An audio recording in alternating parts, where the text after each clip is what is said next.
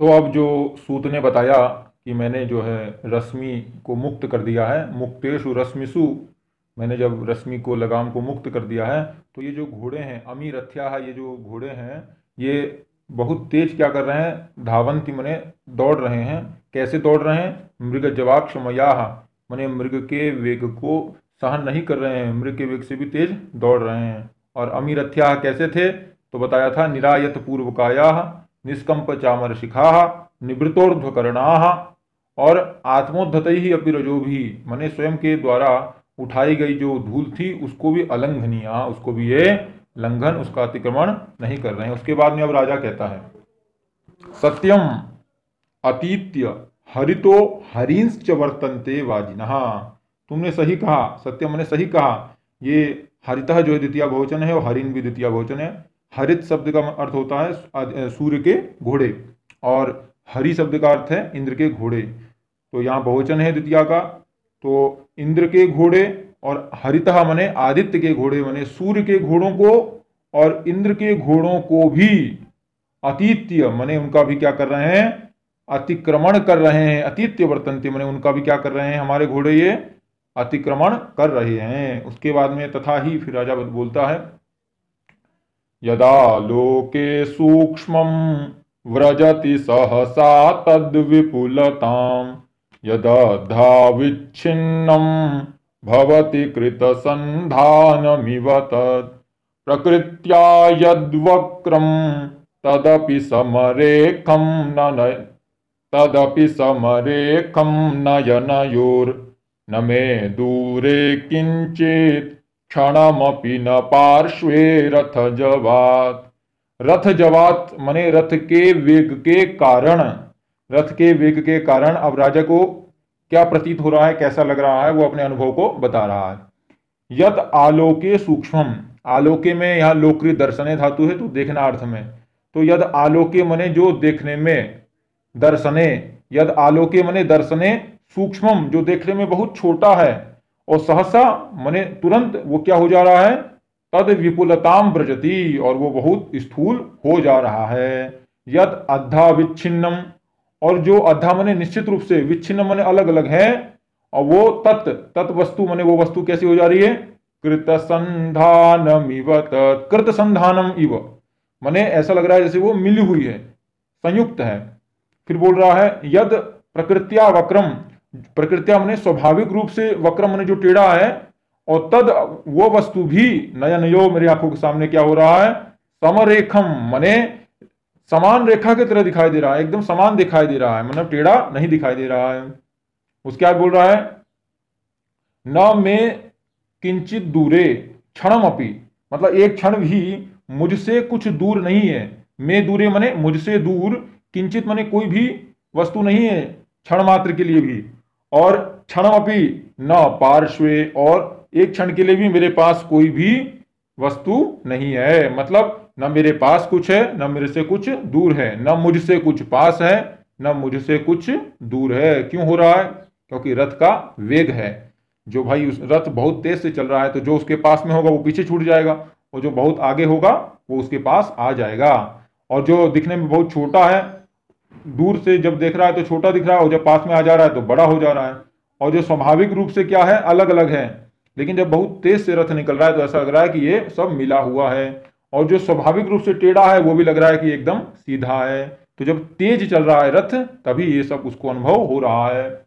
फिर बोलता है, सूता पश्य एनम व्यापाद्यमानम, पश्य मने देखो, एनम मने इस मृग को देखो, मरते हुए इस मृग को देखो, व्यापाद्यमानम मने मरते हुए इस मृग को देखो, इति सरसंधानम नाटयति, तो अपने बाण का क्या कर रहा है, संधान कर रहा है, धनुष में बाण को चढ़ा रहा है, इस प्रकार का नाटक करता है। अभी आगे इसी बाण को उतारेगा, जब वैखानस आएगा तब वैखानस बोलेगा प्रतिसंहर सायकम, अपने इस बाण को जो है प्रतिसंहर कर लीजिए, उतार लीजिए। तो अभी बाद में उतारेगा, अभी पहले चढ़ा रहा है, सरसंधान कर रहा है। फिर आगे नेपथ्य मने जवनिका से आवाज आती है, भो भो राजन आश्रम मृगोयम न हंतव्यो न हंतव्यः, हे राजन ये आश्रम का मृग है, ये हंतव्य नहीं है, ये हनन के योग्य नहीं है, ये हनन के योग्य नहीं है, इसको आपको मारना नहीं चाहिए क्योंकि ये आश्रम का मृग है। तो सूत जो है सुनता है, भाई पर्दे से आवाज आई तो सुनता है, आकर्ण्य अवलोक्य च, सूतः आकर्ण्य अवलोक्य च, देखता है और सुनता है। आयुष्मन अस्य खलु ते बाण पथवर्तिनः कृष्ण सारस्य अंतरे तपस्विना उपस्थिताः। तो सूत बोलता है, आयुष्मन आपके बाण पथवर्तिनः, अस्य खलु ते बाण पथवर्तिनः, आपके बाण के पथ मने मार्ग में उपस्थित, और कृष्ण सारस्य अंतरे, कृष्णसार के, कृष्णसार नामक जो मृग है उसके बीच में, और आपका जो बाण का जो मार्ग है, बाण की जो सीमा है उसके बीच में तपस्विना उपस्थिताः, तपस्वी जो हैं उपस्थित हो गए हैं। जब राजा ने सुना तो घबरा गया, ससंभ्रमम, तुरंत घबरा गया। उसने बोला अरे इतनी तेज रथ चल रहा है और बीच में आ गए तपस्वी। तो बोलता है तेन ही प्रगरियंताम वाजिनः, अरे घोड़ों को रोकिए, प्रगरियंताम वाजिनः, घोड़ों की लगाम खींचिए। तब सूत बोलता है तथा इति रथवेगम स्थापयति, और जैसे ही राजा ने बोला रोकिए, तो उसी तुरंत उसी क्षण राजा ने, सूत ने क्या कर दिया, रथ को रोक दिया। उसके बाद में ततः प्रविशति आत्मना तृतीयो वैखानसः, तो तपस्वी उपस्थित हो गए कहा था, तो वही तपस्वी जो है उपस्थित उन्हीं को बता रहे हैं। ततः प्रविशति आत्मना तृतीयो वैखानसः, वैखानस नामक जो तपस्वी है कण्वाश्रम का, वो उपस्थित हो जाता है, और वो तृतीय है, आत्मना तृतीय है, वो अपने आप में तृतीय है, माने उसके साथ दो लोग और हैं। तो वो दो कौन है, तो आगे आएगा। तो फिर वैखानस बोलता है हाथ उठाकर, हस्तम उद्यम्य, हाथ उठा के बोलता है राजन आश्रम मृगोयम नहंतव्यः नहंतव्यः, राजन ये आश्रम का मृग है, इसको ये हननी योग्य नहीं है, ये हनन के योग्य नहीं है, इसको मत मारिए।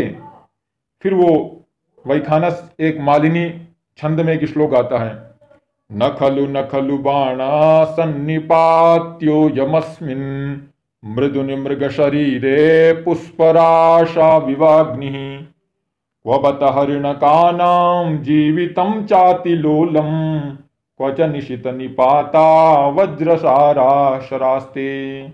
तो अब बोलता है कि अस्मिन मृदुनि मृग शरीरे, इस जो मृदु माने बहुत कोमल मृग के शरीर में, अस्मिन मृदुनि मृग शरीरे, इस मृदु मृग के शरीर में पुष्परासौ इव अग्नि अयम बाणः नैव सन्निपात्यः, माने जिस प्रकार पुष्प की राशि माने समूह, पुष्प समूह में अग्नि को यदि हम डाल देंगे तो पुष्प जो है तो तत्क्षण जो है नष्ट हो जाता है, तो उसी प्रकार जो है पुष्प राशि के समान इस मृग का शरीर है, मृदु है मृग का शरीर, और आपका जो बाण है वो अग्नि की तरह कठोर है। इसलिए न खलु बाणः अयम बाणः अस्मिन मृदुनि मृग शरीरे सन्निपात्यः, इसलिए ये जो आपका बाण है इसको मृदुल जो मृग का शरीर है इसमें मत छोड़िए।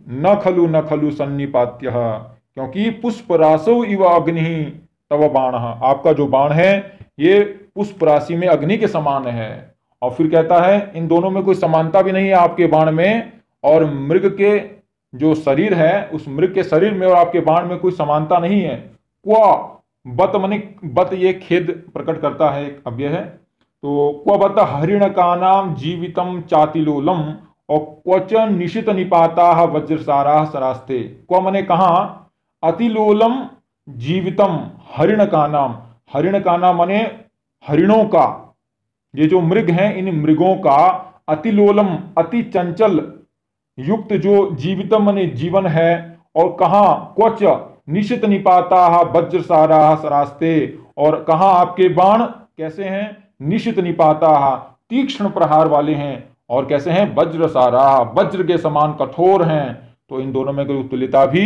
नहीं है, इसीलिए इस मृग पर अयम बाणः नैव सन्निपात्यः, इस बाण को मत छोड़िए। फिर दोबारा बोलता है अनुष्टुप छंद में, तत् साधुकृत संधानम प्रतिसंहर सायकम आर्तत्राणाय वशस्त्रम न प्रहर्तुम अनागसी। तो वही बोलता है कि तत् सायकम प्रतिसंहर, तत् मने वह जो सायकम मने आपका बाण है उसको प्रतिसंहर, उसको आप उतार लीजिए। जो आपने कैसे किया, जैसे कैसे चढ़ाया हुआ है, साधुकृत संधानम, बहुत सम्यक प्रकार से जो आपने अपने बाण को धनुष में चढ़ाया हुआ है उसको प्रतिसंहरा, उस सायकम को प्रतिसंहरा, उस बाण को उतार लीजिए। क्यों? क्योंकि आर्तत्राणाय वह शस्त्रम, वह मने आपका जो शस्त्र है वो आर्त के त्राण के लिए होता है। आर्त मने दुखियों के, त्राण मने रक्षा के लिए आपका जो है शस्त्र होता है। न अनागसी प्रहर्तुम, अनागसी का मतलब है निरपराध व्यक्ति में, प्रहर्तुम निरपराध व्यक्ति में चलाने के लिए वह शस्त्र मने आपका शस्त्र, न मने नहीं है। आपका शस्त्र किस लिए है? आर्तत्राणाय मने दुखी लोगों के रक्षा करने के लिए ही आपका शस्त्र है। तो इस प्रकार वो बोलता है। तब राजा बोलता है, राजा एषा प्रतिसंहृतः इति यथोक्तम करोति। राजा बोलता है ठीक है, ये मैंने प्रतिसंहृत कर लिया, उतार लिया है। इति यथोक्तम करोति, और जिस प्रकार वो उतारता है उसी प्रकार नाटक करता है। क्योंकि मंच में नाटक हो रहा है तो इसलिए अभिनय भी सब कुछ बताया जा रहा है। फिर वैखानस बोलता है, सदृशम एतत् पुरुवंश प्रदीपस्य भवतः, भवतः पुरुवंश प्रदीपस्य, पुरुवंश के प्रदीप आपके लिए आपके सदृश ही है, ये सही ही है, मतलब आपके तुल्य ही है। ये जो आपने ये अपना बाण उतारा है ये आपके तुल्य ही है, सदृशम एतत्।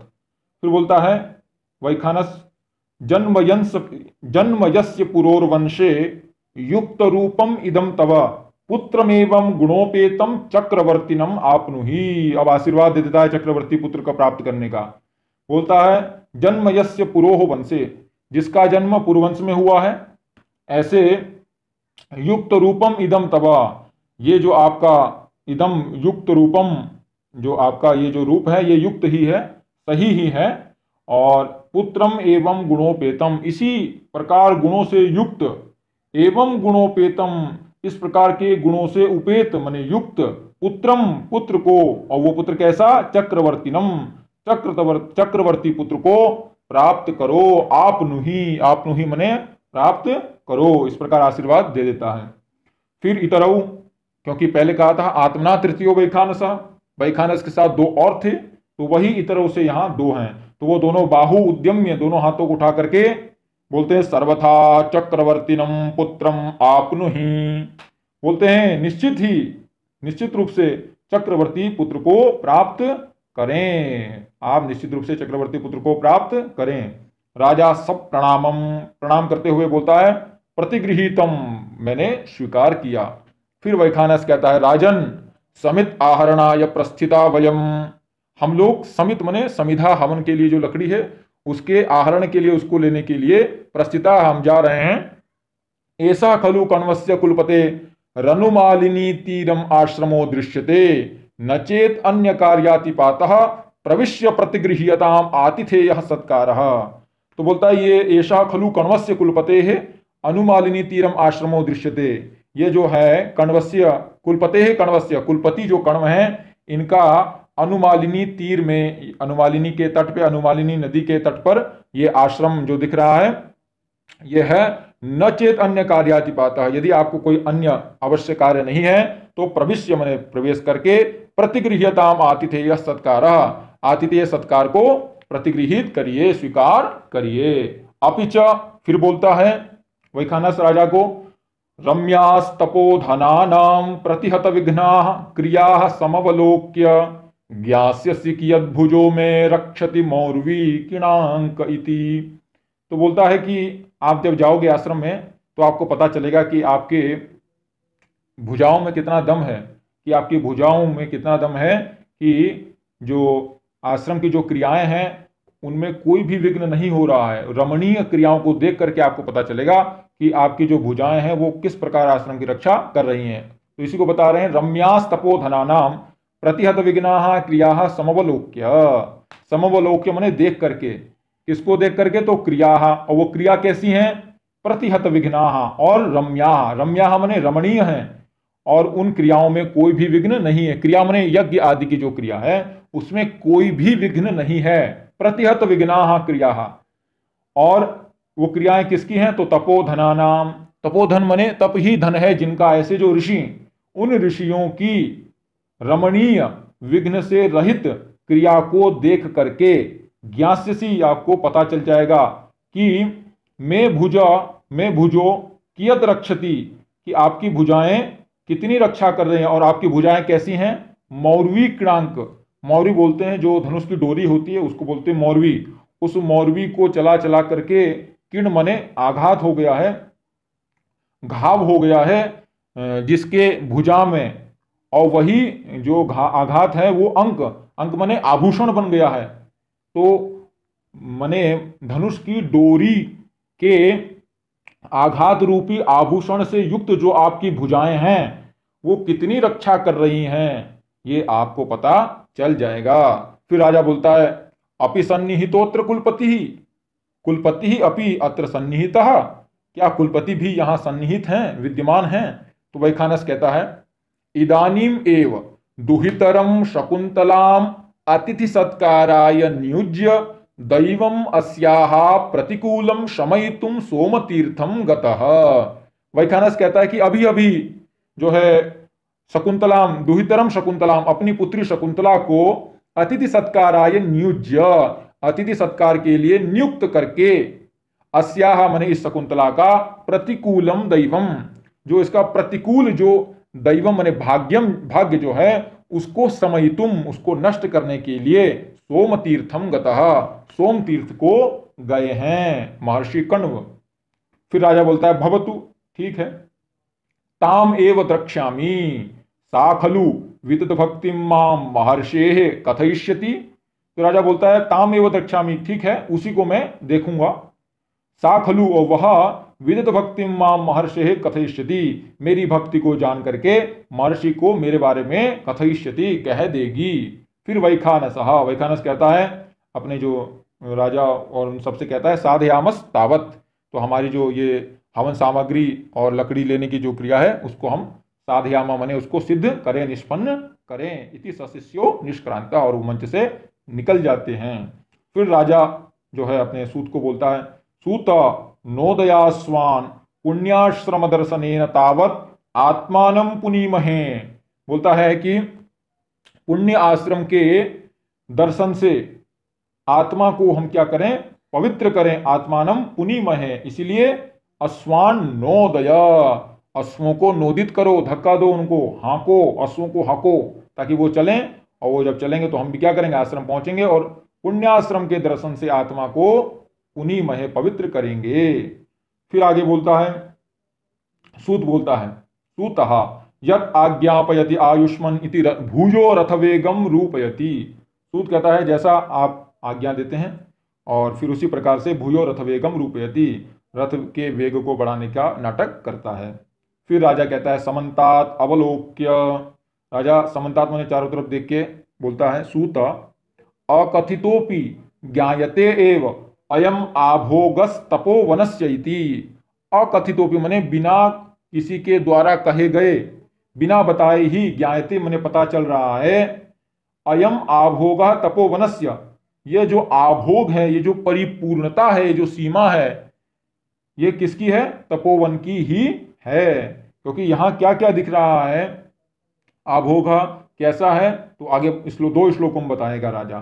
तो फिर सूत कहता है कथम युवा, कैसे आपको पता चला कि ये तपोवन का आभोग है, तपोवन की परिपूर्णता है, सीमा है, ये आपको कैसे पता चला?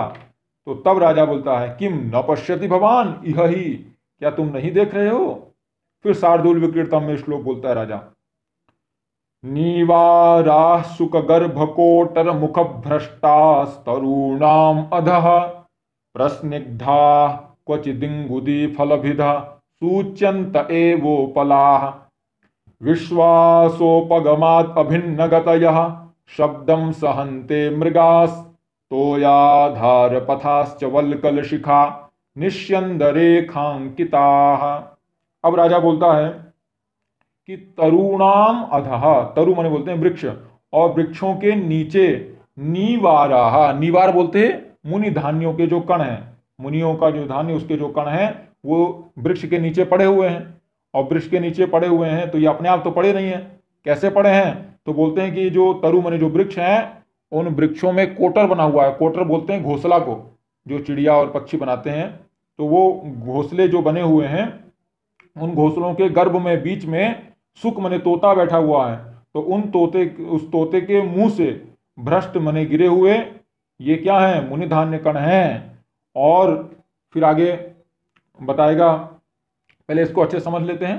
तो तरुणामधा निवाराहा, ये जो वृक्षों के नीचे जो मुनि धान्य कण हमको दिख रहे हैं, ये सुख गर्भ कोटर मुख भ्रष्टाहा संति। ये सुख गर्भ कोटर मुख भ्रष्टाहा माने मुखेन भ्रष्टा, मुख से भ्रष्ट है माने गिरे हुए हैं, और कोटर के गर्भ में, कोटर जो होता है वृक्ष के बीच में बना हुआ घोंसला, उसके अंतर बीच में सुक बैठे हुए हैं, तो उन सुकों के मुंह से क्या है, ये गिरे हुए हैं। और क्या है, प्रस्निग्धा क्वचिदिंगुदी फल विदः सूच्यंत एवोपलाह, ये सूचित कर रहे हैं हमको। और क्या सूचित कर रहे हैं, तो उपलाह, उपलाह बोलते हैं पाषाण खंड, और ये पाषाण खंड कैसे हैं, प्रस्निग्धा, ये चिकने पाषाण खंड हैं। ये चिकने क्यों हैं, क्योंकि इनमें इंगुदी फल को तोड़ा गया है। इंगुदी फल से जो है कोई चिकना पदार्थ निकलता है, तेल इत्यादि, तो उसको तोड़ा है किस पे, पाषाण खंड में, पत्थर पे, उपला में। तो उसी उपल में भी थोड़ा बहुत स्निग्ध लग गया है। तो ये जो चिकने जो पाषाण खंड दिख रहे हैं, ये सूचित कर रहे हैं कि यहाँ कोई ना कोई रहता है, तभी वही वो इंगुदी फल को तोड़ा होगा इन पाषाण खंडों में, इसलिए सूचित कर रहे हैं। तो यहाँ अन्वय हो जाएगा, क्वचित मने कहीं कहीं, इंगुदी फल भिदः प्रस्निग्धाः उपलाः सूच्यन्ते एव। इंगुदी फल को तोड़े गए प्रस्निग्ध मने चिकने, उपलाह मने जो पाषाण खंड है, वो पाषाण खंड क्या कर रहे हैं, सूचित कर रहे हैं कि ये आश्रम है। और फिर बोल रहे हैं, क्वचित विश्वासोपगमात् अभिन्नगतयः शब्दम सहन्ते मृगाः। अब यहाँ मृगाः मने कुछ मृग जो हैं, वो क्या कर रहे हैं, शब्दम सहन्ते, रथ के शब्द को सुन रहे हैं, और सुनने के बाद इधर उधर दौड़ नहीं रहे हैं, उसको आनंद से सहन कर रहे हैं। और वो कैसे हैं, अभिन्न गतयः, अभिन्न गतयः माने वो भाग दौड़ नहीं रहे हैं, उनकी गति कोई भिन्न नहीं है, अभिन्न गति है उनकी, कोई उसमें विशिष्ट चंचलता क्रिया नहीं है, आराम से अपना बैठे हुए हैं और शब्द को सुन रहे हैं, चल रहे हैं।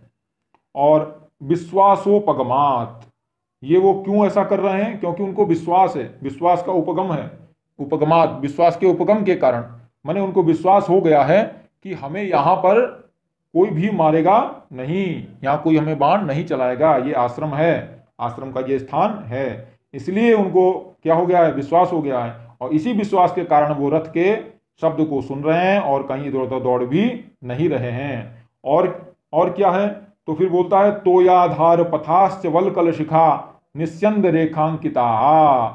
फिर बोल रहा है कि यहाँ जो जलसा वो तोयाधार पथा माने जलाशय में जाने के लिए जो पथा माने जो पंथा, जो मार्ग हैं, उस मार्ग में क्या है, रेखांकिता माने जल की बिंदुओं के द्वारा, जल की बूंदों के द्वारा क्या बन गया है, एक रेखा सी बन गई है, माने जल टपक टपक के गया है, पूरा रेखा बना दिया है मार्ग में, जलाशय पर्यंत जो मार्ग था उस मार्ग में क्या बना दिया है, एक रेखा सी बना दिया है।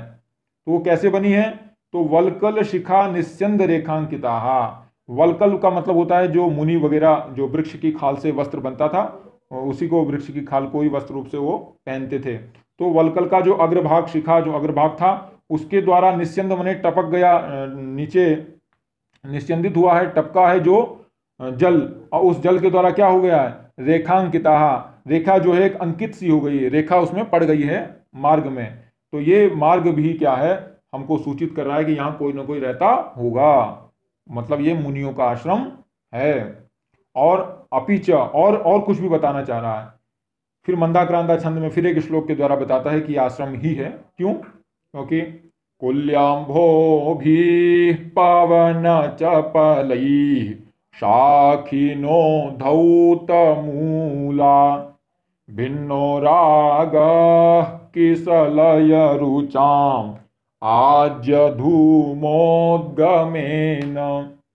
एते चार्वाक उपवन भुवि छिन्न दर्भांकुरायाम नष्टा शंका हरिण शिशवो मंद मंदम चरंती। अब राजा बोलता है कि ये आश्रम ही है, कैसे पता चला है, तो क्योंकि पवन चपलई ही कुल्याम्भोभि साखिनः धौतमूलाः संति, मतलब साखिनः माने वृक्षाः, और ये वृक्ष कैसे हैं? धौत मूलाहा, ये वृक्षों का जो मूल भाग है, मूल भाग मने जड़ के पास का जो भाग है वो धौत मने वो प्रक्षालित हो गया है। किसके द्वारा? तो बोल रहा है पवन चपलई ही कुल्याम भूभि।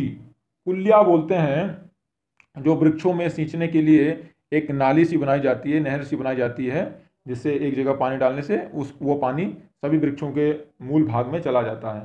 तो कुल्या जो है उस कुल्या में क्या है? जल है। तो उस जल के द्वारा अंबसा, अंबस शब्द है उसका अर्थ जल, तो उसका तृतीया बहुवचनांत रूप है अंबसा अंभोभ्याम अंभोभी।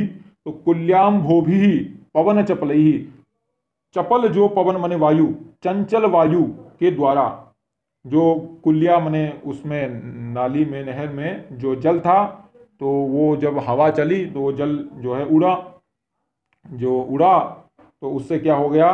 शाखिना मने शाखाओं वाले जो वृक्ष हैं, शाखा अस्ति स्थिति शाखी, और बहुवचन करेंगे तो शाखिना। शाखिना मने जो वृक्षा संति, वो कैसे हैं वृक्ष? धौत मूलाहा, धौतानी मने प्रक्षालितानी, मूला मूल भागा ये शाम, जिनका मूल भाग जो हो गया प्रक्षालित हो गया है, ऐसे शाखिना मने वृक्षा यहाँ दिख रहे हैं। तो उससे पता चल रहा है यहाँ कि भैया यहाँ कोई तो कोई रहता होगा। फिर बोल रहे हैं भिन्नो राग किसले रुचाम आज्य धूमोद्गमे न। आज्य बोलते हैं हवनीय घृत को, और हवनीय घृत के द्वारा जो धुएं का उद्गम होता है, धुआं जो उत्पन्न होता है, तो उस उत्पन्न धुएं के द्वारा किसलय रुचाम रागः भिन्नः वर्तते। माने किसलय बोलते हैं जो नवीन नवीन पत्ती हल्के लाल कलर की होती हैं, तो उनकी जो कांति है, उनका जो राग है वो क्या हो गया है? भिन्न हो गया है। धुएं के कारण थोड़ा थोड़ा काला काला जैसा हो गया है। बहुत सारा हवन होता है, तो हवन होने से क्या निकलता है? धुआं निकलता है। तो उस धुएं के कारण जो वहाँ नए नए वृक्ष में जो पत्तियां थी, उन पत्तियों का कलर क्या हो गया है? उनका जो रुचकांति जो कलर है वो भिन्न हो गया है, थोड़ा लाल से थोड़ा काला हो गया है।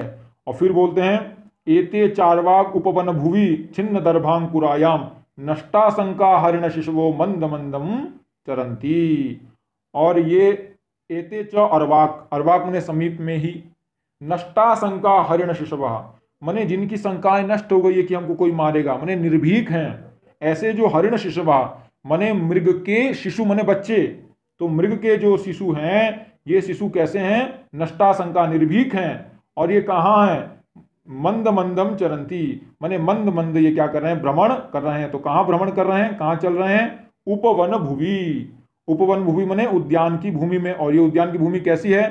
छिन्न दर्भांकुरायाम, जहां दर्भ माने जो कुशा, वहां दुर्वा जो है वो छिन्न कर लिया गया है, मतलब ऊपर ऊपर का जहां से खा लिया गया है, काट लिया गया है, ऐसी जो उद्यान की भूमि है, उस उद्यान भूमि में ये नष्टाशंका हरिण शिशवा, ये निर्भीक जो मृग के बच्चे हैं, ये मंदम मंदम चरंती, ये धीरे धीरे वहां चरण कर रहे हैं, भ्रमण कर रहे हैं।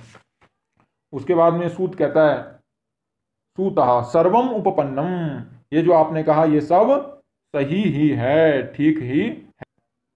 और फिर राजा कहता है स्तोकमंतरम गत्वा, थोड़ा दूर जाकर के राजा कहता है तपोवन निवासिनाम उपरोधो मा भूत एतावती एव रथम स्थापय यावत अवतरामि। तपोवन निवासी जो ऋषि हैं उनका उपरोधो माभूत, उनको कोई व्यवधान न हो, माभूत माभूत इसीलिए न हो, इसीलिए एतावती एव रथम स्थापय, इसलिए यहीं पर रथ को रोक दो, यावत अवतरामि, जब तक मैं उतरता हूं। फिर सूत बोलता है धृताहा प्रग्रहाहा अवतरतु आयुष्मान अवतरतु। तो सूत कहता है कि मैंने लगाम रोक ली है। धृताहा प्रग्रहा, यहाँ प्रग्रह शब्द का अर्थ है लगाम। प्रग्रह शब्द का लगाम के लिए दो शब्द और आ चुके हैं, एक रश्मि और एक आया था अभिषु, तो यहाँ पे तृतीय शब्द आ गया है प्रग्रह। तो प्रग्रह मने लगाम रोक ली है, धृता मने रोक ली है, इसलिए अवतरतु आयुष्मान, आप उतरिए।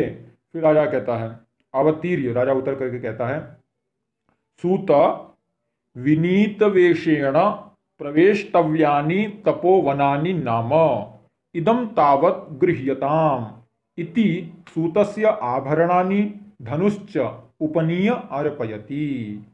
तो सूत को कहता है राजा, विनीत वेशेण प्रवेष्टव्यानि तपोवनानि नामा। तपोवन जो होते हैं, ऋषियों के जो तपोवन होते हैं, उनमें कैसे प्रवेश करना चाहिए, कैसे प्रवेश करने के योग्य होते हैं? तो विनीत वेशेण, माने विनय पूर्वक, ज़्यादा शस्त्र और आभूषण इत्यादि लेकर के वहाँ नहीं जाना चाहिए। इसलिए विनीत वेशेण प्रवेष्टव्यानि तपोवनानि नामा इदम तावत गृह्यताम, इसलिए तुम तब तक इसको पकड़ो। तो जब ऐसा कहता है तो उसके बाद सूतस्य आभरणानि, सूत को अपने आभरण, आभूषण जितने हैं उनको, धनुष और अपने धनुष को उपनियम ने उतार करके अर्पयति ने दे देता है। और फिर बोलता है सूत, यावत आश्रमवासिनः प्रत्यवेक्ष्य अहम उपावर्ते तावत आर्द्रपृष्ठा क्रियंताम वाजिनः।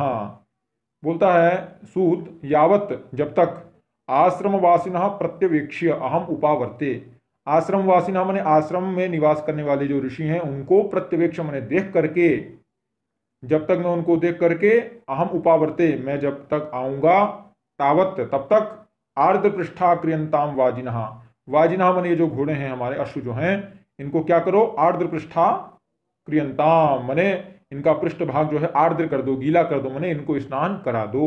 तब सूत बोलता है तथा, ठीक है वैसा ही होगा।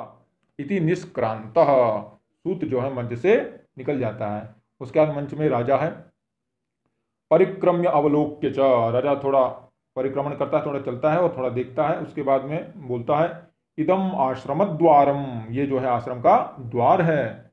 यावत प्रविशामी, तो यहीं पे प्रवेश करता हूँ। और फिर प्रविश्य निमित्तम सूचयन, अब प्रवेश करके राजा जो है, निमित्त का मतलब होता है सगुन, जैसे कोई शुभ सगुन होते हैं, कुछ होते हैं अपसगुन होते हैं, तो ऐसे ही निमित्त को सूचित करता हुआ राजा आर्या छंद में एक श्लोक बोलता है, शांतमिदमाश्रम पदम स्फुरति च बाहु कुतः फलम इहास्य अथवा भवितव्यानाम द्वाराणि भवन्ति सर्वत्र। राजा बोलता है कि शांतम इदम आश्रम पदम, आश्रम पदम मने स्थानम, ये आश्रम का जो स्थान है तो शांत है, शांति से युक्त है। फिर भी मेरी जो बाहु है ये क्या हो रही है, स्फुरति च बाहु, बाहु जो है मेरी ये क्या कर रही है, स्फुरण कर रही है। तो कुतः फलम इह अस्य, इसके स्फुरण का यहाँ फल कहाँ है? तो इसका फल क्या होता है, तो बाहु के स्फुरण करने का फल सुंदर कन्या की प्राप्ति है। तो राजा जानता है कि इसका यही फल होता है, तो सोच रहा है कि यह तो आश्रम का स्थान है और ये शांत सात्विक आश्रम स्थान है, यहाँ सुंदर कन्या की प्राप्ति कैसे होगी? फिर बोलता है अथवा, अथवा ऐसा हो सकता है, भवितव्यानाम द्वाराणि भवन्ति सर्वत्र। भवितव्य माने जो भवितव्य है, जो अवश्यम भावी है, जो निश्चित होना ही है, ब्रह्मा के द्वारा उपकल्पित जो निश्चित होना ही है, उसके द्वार सर्वत्र भवन्ति, उसके द्वार तो सभी जगह होते हैं। तो यहाँ बाहु से दक्षिण बाहु लेनी है, और दक्षिण बाहु जब फटकती है तो सुंदर स्त्री की प्राप्ति होती है, ऐसा अद्भुत सागर नामक ग्रंथ में लिखा है। तो उनका कथन है कि वामे तरभुज स्पंदो वर स्त्री लाभ सूचक। तो इस प्रकार सगुन का वर्णन करता है राजा। उसके बाद में नेपथ्य से आवाज आती है, उसको हम अग्रिम वीडियो में देखेंगे। तब तक के लिए धन्यवाद।